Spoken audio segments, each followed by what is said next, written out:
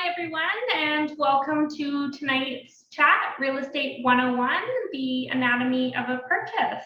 We're so happy to have everyone here on our third installment of the Zoom series, and I think you're in for a good one.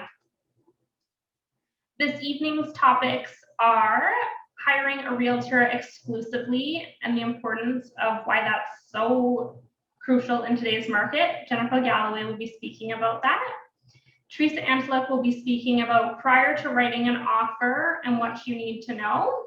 Bradley Harvey will be discussing details of an offer, and Rob O's will be going over what's next once you have an accepted offer.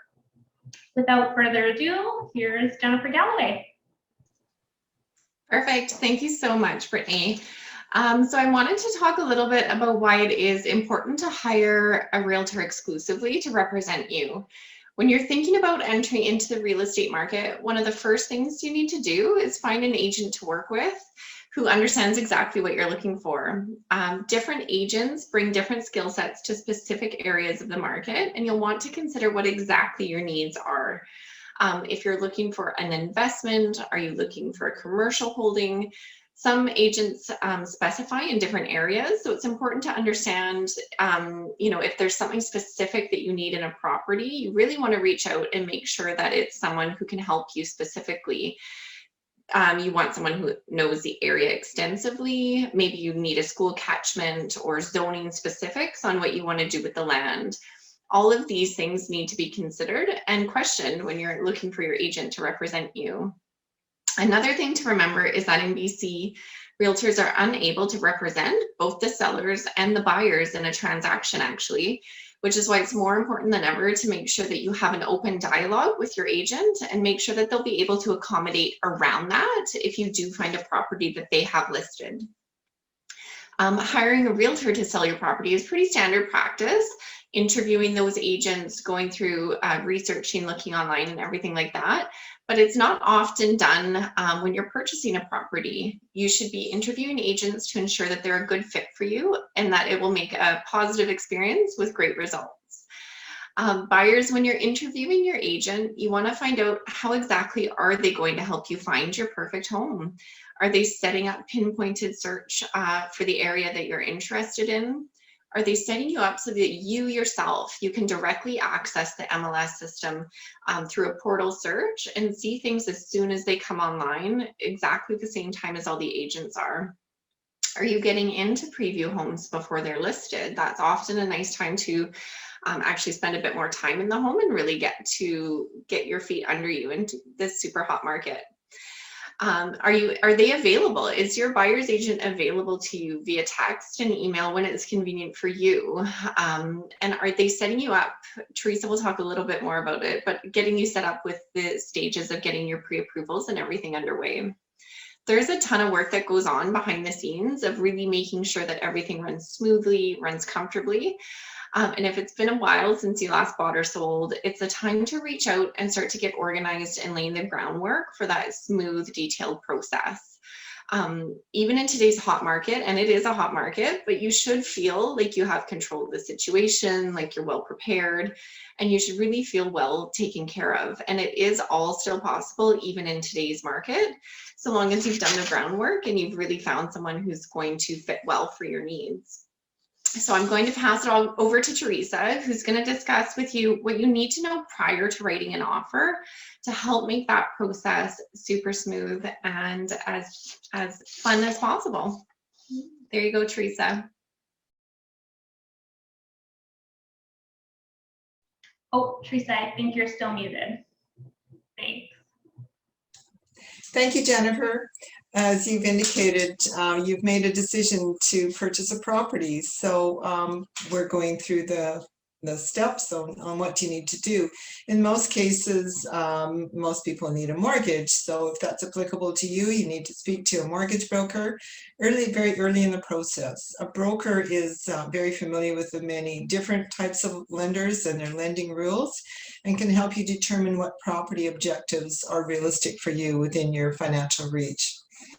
have them provide a letter indicating the amount that you would be qualified for to purchase in your next property, as this would accompany your offer, indicating to the seller your seriousness in this purchase and also that you've done your homework. Don't forget to include in your budget the extra costs you would have incurring in your purchase. This would include lawyers and moving costs, etc. And if you're moving from Alberta, where there is no property transfer tax, where you may have possibly forgotten, since it's been a long time since you purchased a property, the property transfer tax in BC is 1% on the first 100,000 and 2% on the remaining balance of the purchase price up to $2 million. Thereafter, it's 3% on the purchase price of the fair market value up to $3 million. So GST could also be applicable if you're purchasing an investment property or farm property, and in many cases a recreational property, particularly if it had been in a rental situation and they had been receiving income from it. In addition, you should include in your budget your utility and internet costs, hookups, etc. And also don't forget about the due diligence that you have to do in purchasing a property. So it would be your inspection costs. And if you're purchasing a rural property, you would include septic inspections, probably a water test, and those kinds of things that are very particular to a rural property. You would also want to be aware of the costs associated with different types of properties. For example, condo fees, if you're buying a condo property, maintenance, utilities, insurance, and the differences in property taxes in various urban and rural areas. These are also very important to consider. So don't cause yourself a hidden cost headache down the road. Be prepared, get all your information ahead of time. These costs can always add up and important, particularly if you're on a tight budget. Another important thing to remember when you're writing an offer to purchase is that you have to have your deposits on hand. Do you have available monies readily available for a deposit to be provided?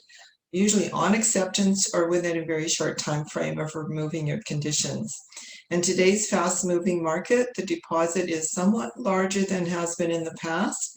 So the amount of deposit that you're putting down will show the sellers that you're a very serious buyer. Another item that you might wish to do is a letter of intent. So this would be ready to provide along with your purchase and sale contract to be presented, is a letter of intent indicating to the seller your desire and preference to live in the neighborhood. Perhaps you work or have family nearby that's important to you, or the school is important for your children to be in attendance in the local area. This personalizes you as a buyer to their home and may make it a bit more meaningful to them.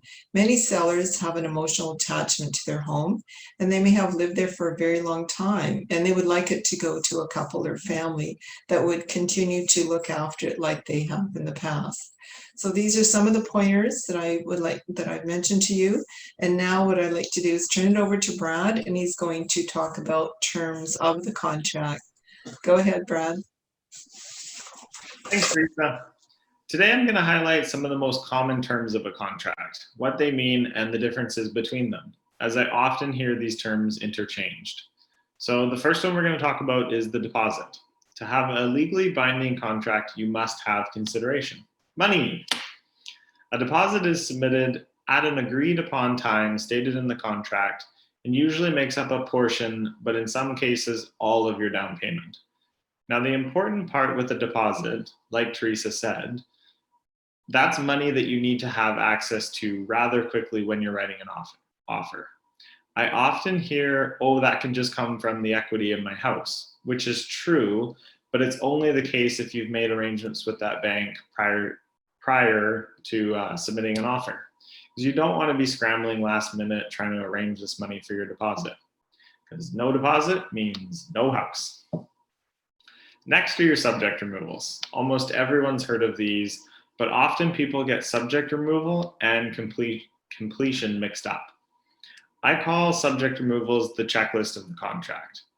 In much busier markets like these, buyers want to write competitive offers and usually have less subjects to work through, so the time between the offer and the subject removal is typically not too much time. Subject removal is not the time when the property physically changes hands, but simply the time when you agree to purchase the property. So the big difference between subject removal and completion here. On the note of completion, let's talk about it. That's the day when your lawyer or notary does all the magic. This is the time when the title is exchanged for the money everyone's agreed upon in the contract. This is also typically the day when they do all the adjustments, which means they add up all the days in the year that the seller has occupied the property and all the days that the buyer is going to occupy that property. And then they divide up all the costs. So the property taxes, the utility, really any of the costs that should be split up between that buyer and seller. And once that's all done, lastly comes everyone's favorite time, which is when all the fine details are finished and all that's left to do is just move in, which is the possession day. An important distinction between the possession day and the completion is that they don't always fall on that exact same day. Most commonly, completion is on one day and you'll have your possession the very next day. There isn't a whole lot more to say about the possession day, so I'm going to hand it over to Rob, and he is going to talk to you a little bit more about how to get prepared once this is all done. So over to you, Rob. Thanks, Bradley. I'm going to talk to you about what happens next. So you're celebrating, it feels amazing, you've won, or you've gotten the house of your dreams. And after all the adrenaline and all the excitement ends, there are a few critical things that need to be done in fairly short order to get organized for that move day so everything goes smooth. Now, the first thing you're going to want to do is hire a lawyer or a notary to convey the deal. Often we get asked, why can't you guys just do that? We're paying you enough. You should be able to do the whole thing. But the reality is this is very nuanced, very specialized work. They're working with the land titles office, and they're clearing titles, and they're registering mortgages, and it's legal work. And what you're going to want to do is make sure you're working with someone that your realtor has a bit of a relationship with. Potentially they've worked with the office before, or someone that you know personally that you've done previous business with. You don't want to be working with new people that no one's familiar with when you're talking about a lawyer or notary, because they're very critical, especially in the last day or two of the purchase situation. The next thing we're going to talk about is insurance. Insurance has really changed over my time as a realtor. It used to be, you'd give them an MLS sheet, you'd get your insurance hooked up in a quick afternoon, and everything would be fine. Now, insurance companies are asking a lot more questions. They expect more detail from the listing. Often they ask for extra detail. I've even had them, go measure from the fire hydrant how far you are. Recently, we just had a situation where they demanded an insurance appraisal, which is different than, say, a real estate valuation appraisal. And that was to determine the actual replacement cost, because of the cost of materials has moved up so much in the last little while. So it's a very, very detailed situation now, and not every company and not every underwriter is all that easy to work with now. So again, this is where relationships will come into play. You may already have house insurance from a home you've sold, or if not, your realtor will really know the people that are good to work with that will help get you through this and get this set up in time. So insurance, very critical. After that, movers. Unless you have a whole bunch of friends that are willing to come over and move you, you want a really good moving company. Now, if you're moving from out of area, you're going to want someone from your local area, obviously, who can load you up and move you. And usually it's the national chains you're going to be talking about that do that. Although some good local companies will do cross-country moves as well.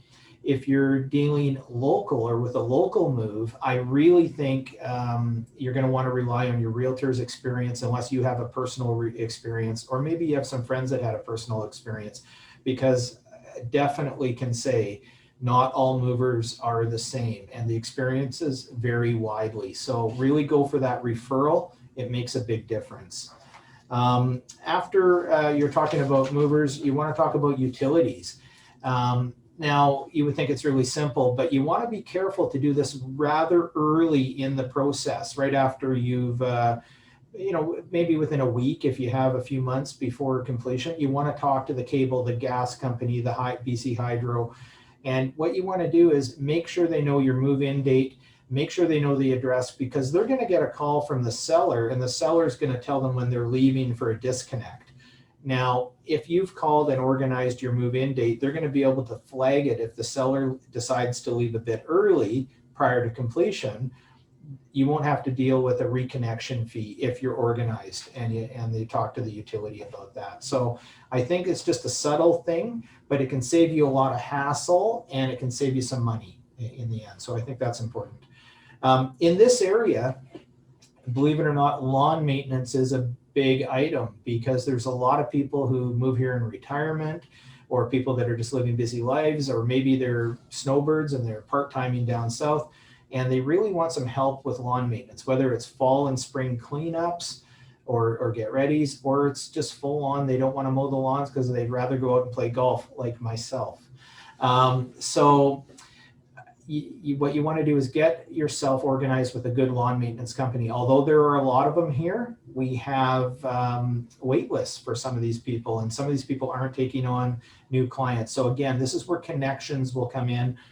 People you maybe know in the area, or for sure your realtor will have a list of lawn maintenance companies that they can help you with, and something you might want to look at. And then finally, I want to talk about completion and possession, because it's probably the most stressful couple days you're going to encounter, aside from trying to find that house right now. So basically what happens on completion and possession, often people get those terms confused. Brad mentioned it earlier, and the reality is we'll have, in the past, we guard against it now, but we've had situations where the clients called and said, hey, it's completion day, my movers are parked outside, we don't have access. And that's because possession is usually staggered to the next day, and for good reason. They want to make sure that the deal completes, the money transfers, land titles gets there transferred, and the sellers like to be able to have the house cleaned and ready for you, and buyers should appreciate that. So make sure when you book your move, or you're talking to your realtor, and your realtor should advise you about this all the way through, and make sure you're scheduled. But make sure you don't confuse those two terms, because it can cause quite a bit of expense and certainly a lot of stress. So I'd be cautious there. And then, like Brad said, move-in day, not much else to do but unpack all those boxes.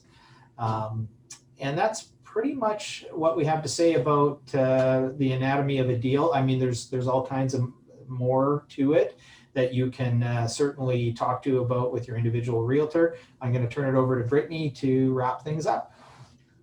Thanks, Rob. That was great. We really hope everyone learned something.